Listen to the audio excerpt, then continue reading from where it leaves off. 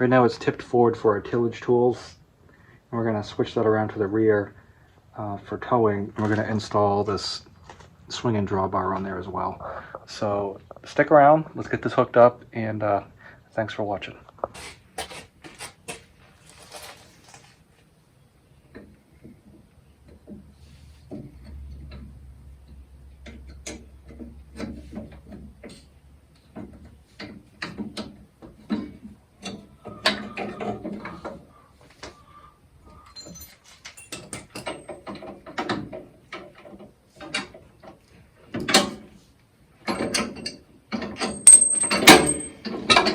Bracket here.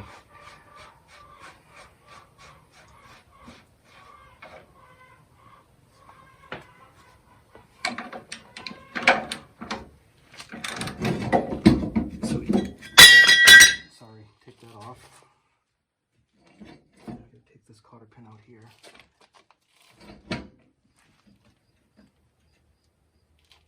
I'm going to change that one for a different kind of cotter pin.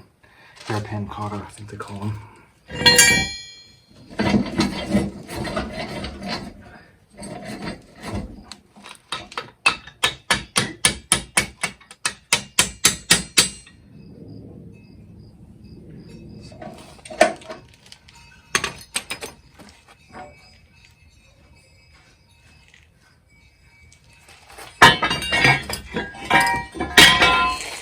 Never cease. My brother-in-law would always tell me a little goes a long way. Well, I say a lot goes a longer way.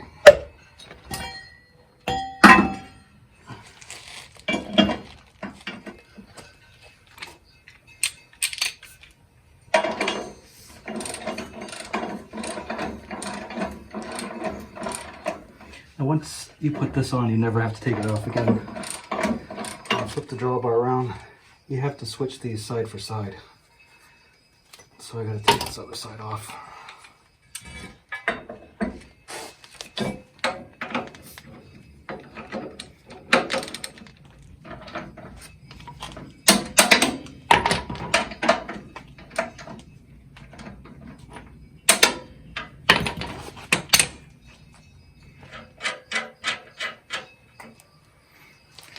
A little trick about putting washers on: when you feel the washer, you'll feel a cut side and a round side.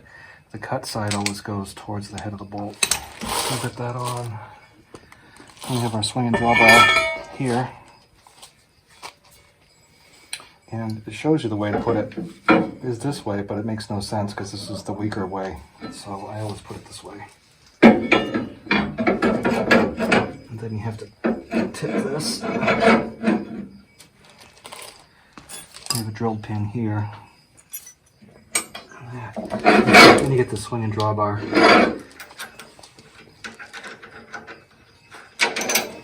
So the purpose of the swing and drawbar is it reduces side draft, and so you'll still be pulling from the front, so you can go around the corner and the tongue will be over here or over here, and it's supposed to slide, you know, around. I've just never liked that feature, but what I do like about it is that it gives you like an extra 7 or 8 inches here, and so you're less likely to bind your clevis hitch. So here's your swing and drawbar, all connected, ready to go. And I appreciate you watching. We'll talk to you next time.